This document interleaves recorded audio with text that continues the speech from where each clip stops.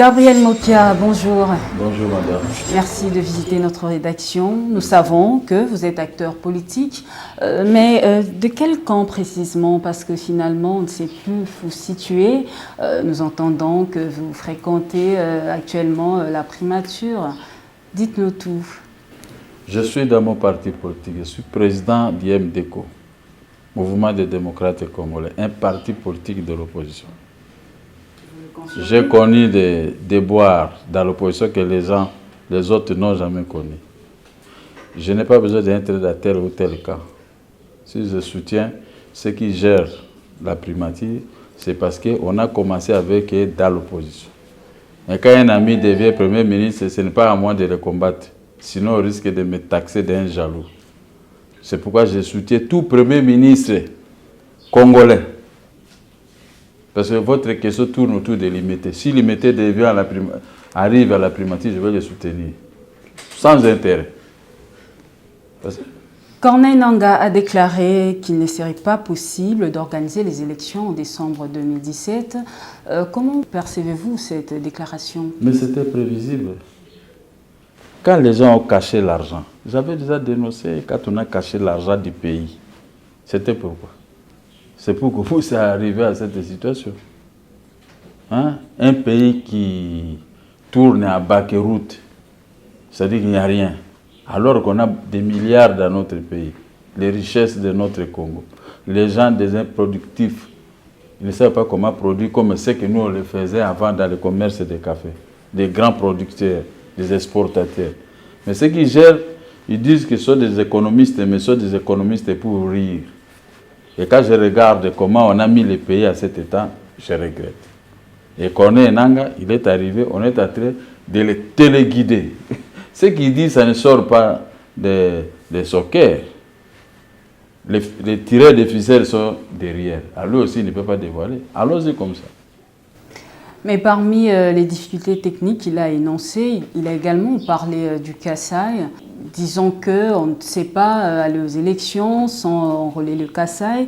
Pensez-vous vraiment que c'est une thèse valable? Non, ce n'est pas valable. Depuis 2014, je le disais dans les micros ici, c'est aujourd'hui que vous devez commencer à mettre de l'argent du côté.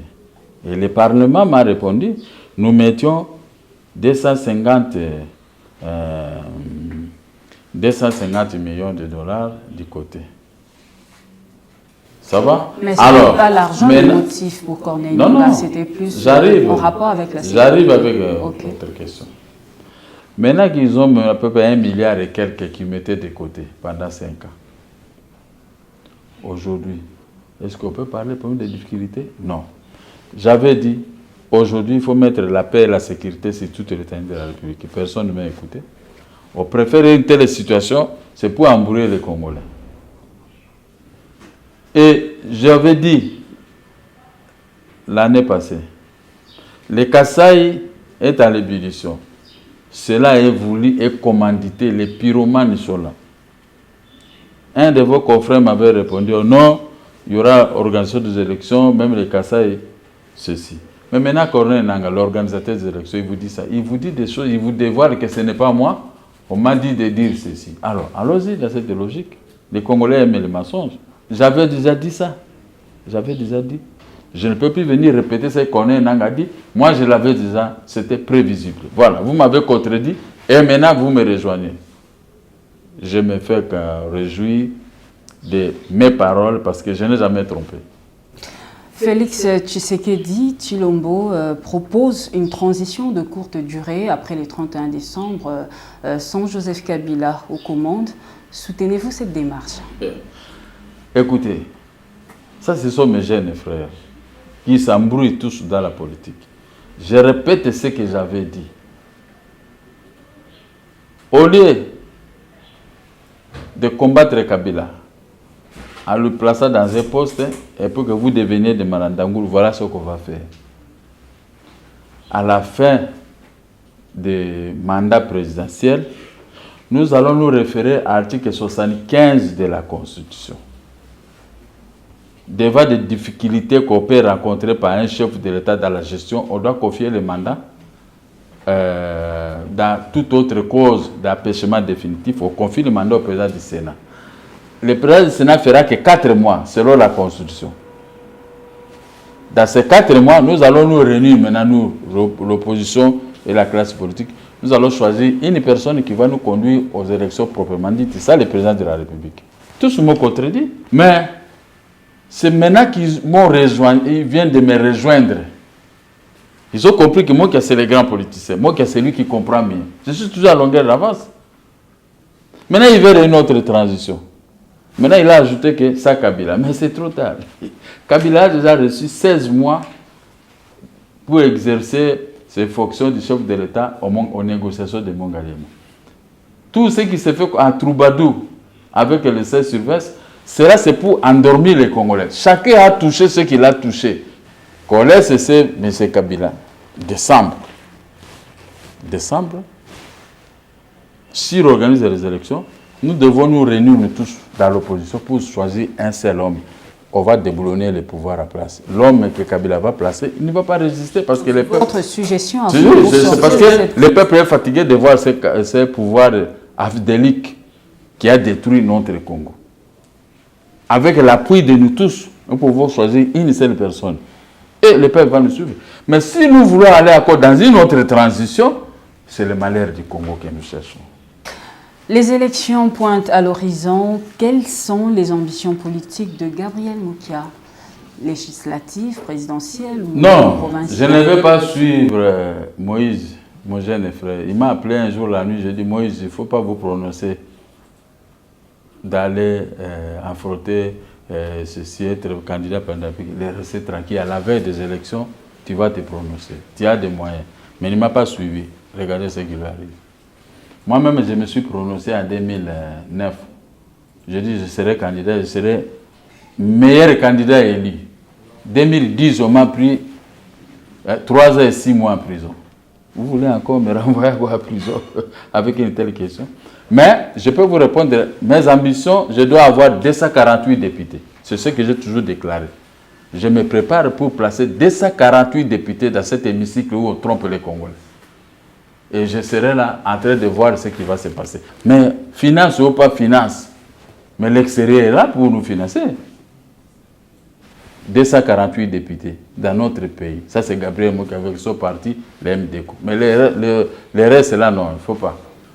L'extérieur pour vous financer, mais également pour vous sanctionner. Nous avions assisté... Pas sanctionner, je crois que moi, je suis un opérateur économique. Les financements, oui, mais les sanctions, non, c'est ça. Je suis un opérateur économique. Je connais des hommes d'affaires, mes amis. Quand je descendais en Europe, on venait m'accueillir avec des limousines, des choses qu'on n'a jamais fait aux autres. J'ai des amis.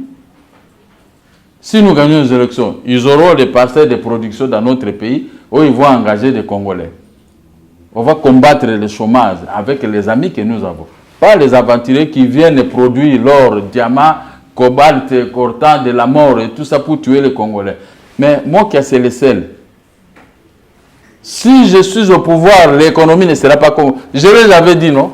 Je les ai fait les analyses. Oh, pourquoi vous ne voulez pas prendre des postes? Je ne peux pas prendre. Ceux qui ont échoué, moi maintenant je vais me mettre, travailler pour eux pour que je puisse échouer ensemble avec eux. Non, jamais de la vie. Vous ne me verrez pas. Qu'ils travaillent, comme ils sont à train de perdre, moi je viendrai maintenant remettre l'économie et remettre les pays sur les rails, l'économie sur les rails. Tout sera presque rose. Même pas à 90%, même à 60%. Le peuple congolais ne pourra pas m'oublier. Parce que si vous avez des doutes, le taux de change aujourd'hui est en combien? Nous tendons vers 1700. Hein? Nous sommes à 1600 et quelques. C'est-à-dire qu'il n'y a pas des économistes. Les pouvoirs moribonds. Il n'y a rien. Ceux qui travaillent, ils sont là pour exciter les gens. L'orgueil des ministres orgueillés, jamais trouvé dans notre pays. Les ministres qui n'ont pas d'agenda. Un ministre qui vous appelle à 13h, il va vous recevoir à 21h. Comme ces gens n'ont pas d'agenda, et le pays est comme ça, sans agenda, on est en train de naviguer à vie. Un ministre, un président aussi sans agenda, c'est malheureux. Quelle priorité? Si moi je vous invite à 12h dans mon bureau, je libère tout le monde dans mon bureau, tu arrives à 12h, je vous reçois. C'est ça la deuxième république. Mais cette république des rébelliotiques, voilà. C'est un terme, on peut dire, hein, peut-être ça n'existe pas dans le dictionnaire, mais je l'utilise quand même. Vous pouvez vous en habituer avec. Cette république, qui respecte quoi? Imaginez-vous, les taux d'échange que vous parlez, c'est à 1600, 700. Mais on paye les travailleurs $100 à 950. Quelle escroquerie dans notre pays. Mais nous parlons, le président de la République ne dit rien, le gouvernement ne dit rien, et tout ça, c'est parce qu'on voit, vous les Congolais, vous êtes comme, comment je peux qualifier? Les gens qui n'existent pas, qui ne comprennent rien. Hein?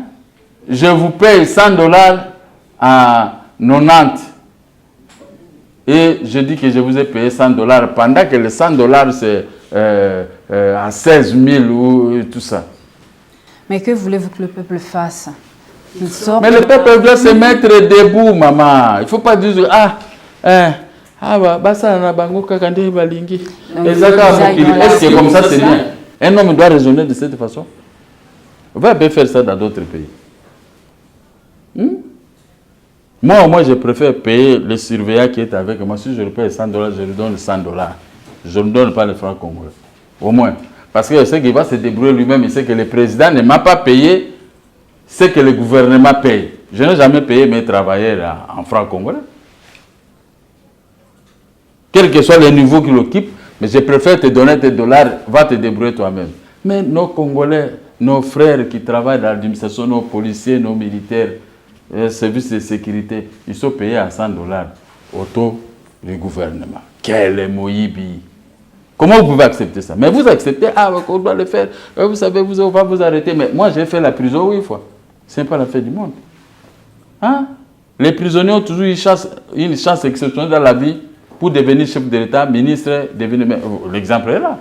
Tchibala est un ancien prisonnier, il est Premier ministre.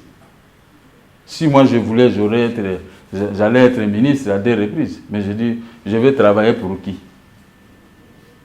Ceux qui travaillent là, ce n'est pas pour le peuple, c'est pour leur poche. Je préfère rester et affronter les élections. Justement, processus électoral en cours à Kinshasa également. Comment appréciez-vous la manière dont l'opération d'enrôlement évolue à Kinshasa? C'est nul. J'ai déjà reçu des rapports. Par jour, on dit on va enrôler 100 personnes. Mais la machine, l'ordinateur, je crois, au travail avec. Les gens viennent se plaindre, mais je ne peux rien faire. Vous avez déjà fait enrôler? Je ne suis pas encore, mais il y a un temps. D'ici 3, 4, 5 jours. Mais vous ne serez pas candidat. Je vais me faire enrôler. Je vais me faire enrôler. Voter. Je préfère encore mes frères congolais que vous êtes, enrôlez-vous et moi je vais venir. Je vais demander ça à mes amis, on va aller se faire enrôler. Parce que nous allons récupérer les pouvoirs dans notre pays par voie des urnes, auprès du dictateur des souverains primaires que nous appelons tous au peuple. Le peuple qui souffre ne va plus donner notre mandat aux gens qui sont tentés de nous terroriser sur tous les plans. Alors, je vais amener une révolution avec tous les amis, ceux-là qui m'aiment ou qui ne m'aiment pas. Nous allons nous coaliser pour récupérer le pouvoir. Ça qui est le fusion de ça. Si nous battons ces gens, ils refusent de partir faire comme on a fait à Tshisekedi, on a fait à Jean-Pierre Bemba. C'est par là que la rive va gronder pour récupérer le pouvoir de la façon que vous connaissez. Donc, faites-nous confiance. L'opposition regorge des hommes beaucoup plus intelligents. Mais, embrouillés par la pauvreté qui règne dans l'opposition, mais les résultats, comme nous allons ramener tout le monde au même diapason pour battre ceux qui sont en train de détruire notre peuple, détruire notre Congo, avec des rébellions montées de toutes pièces pour embrouiller les élections, pour tuer les Congolais, pour piller nos richesses. Mais ça, les gens ne veulent pas voir. Il n'y a que moi qui peut venir parler de telles choses. C'est que je suis meilleur et vous me ferez confiance. Ceux qui vous trompent, non, ce sont des gens du pouvoir habillés à la peau de l'opposition. Ils n'ont jamais souffert. Dis-moi un peu qui a souffert dans l'opposition plus que moi. Il n'y en a pas. Ma place, c'était toujours en prison. Et j'ai tout perdu. Mais ce n'est pas une raison que je vais me fatiguer de ne pas continuer dans l'opposition pour embrasser le diable. Non. Je suis dans l'opposition. Pauvreté ou pas pauvreté, mais le peuple me fera confiance. J'ai cette confiance-là que le peuple voit. Preuve en est que, regardez le peuple, comment le peuple vit aujourd'hui.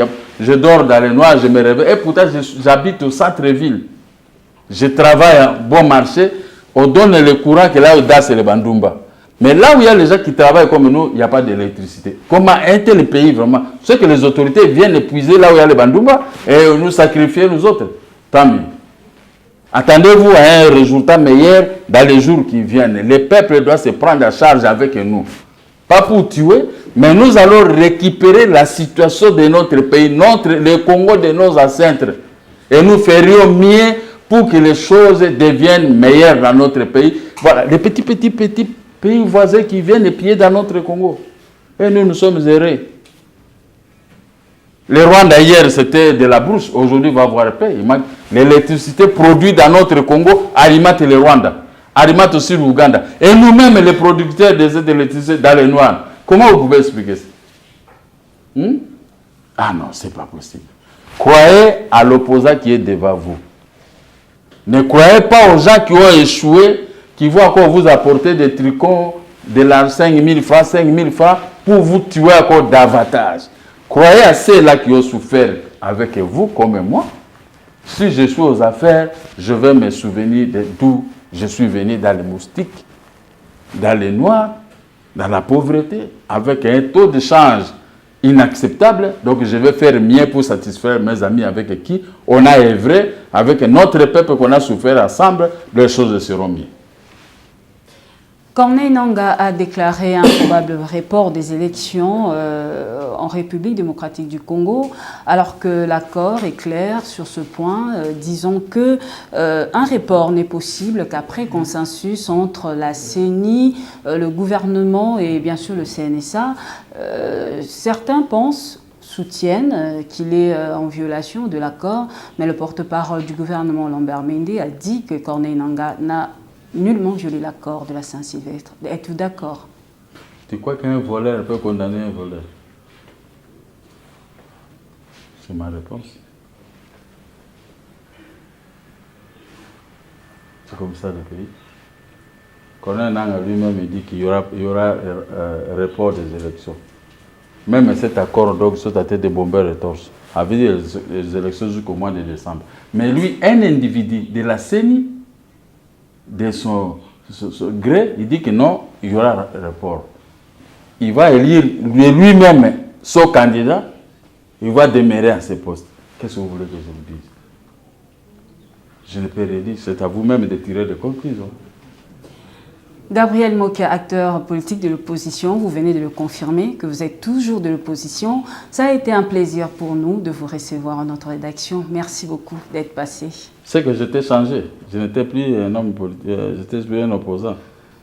Non, c'est pas ça, mais pourquoi dire qu'il était toujours de l'opposition? Toujours, parce que vous m'avez déjà vu dans la réunion du PPR, un peu majorité qui a échoué. Pas du tout, mais on entend dire que vous fréquentez la primature. Est-ce que la primature, écoutez, si vous voulez avoir une carte aujourd'hui, qui est l'autorité de tout ça? Ce n'est pas la primature.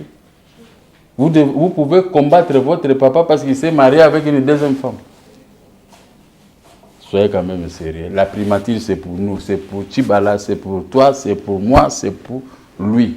C'est pour un type qui habite à Aru, à Lubumbashi, à Bumba, là où il n'y a plus des avions maintenant qui descendent. Partout, c'est notre primature. Quand il travaille dans la primature, vous aurez mes plaintes. Je dois venir vous voir. Vous êtes à la présidence, je viens vous voir. Un jour, je suis entré à la présidence, 10 heures, on m'a dit, mais c'est moi qui a circulé comme vous voulez, c'est votre présidence, ce n'est pas pour Kabila. Et tout le monde m'a répété. Maintenant, pourquoi vous devez avoir peur de la primature? Si vous avez un problème à la primature, il faut aller. Moi, je vais là-bas pour réclamer mon argent et mes maisons. Donc, je dois laisser mes maisons. Parce que vous n'aimez pas Tchibal. Merci beaucoup pour ces précisions. C'est moi qui vous remercie. Voilà, je crois que les personnes qui vous suivent ont bien compris. Merci. Merci.